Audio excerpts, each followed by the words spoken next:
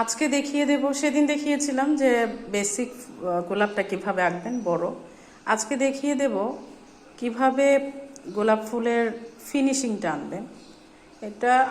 এটা তো বিজনেসের জন্য, যেহেতু একটা গোলাপে চাইলে অনেক কাজ করা যায়, কিন্তু বিজনেসের ক্ষেত্রে দাম কেমন হবে, কতটুকু সময় এবং পরিশ্রম দেব তার উপরে নির্ভর করবে।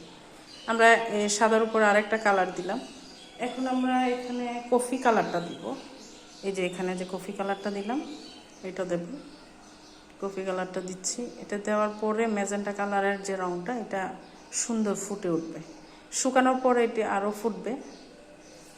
তারপরে আমরা এখানে একটা পরাগটা কীভাবে আঁকলাম, এটা আরেকদিন ভালো করে দেখিয়ে দেব।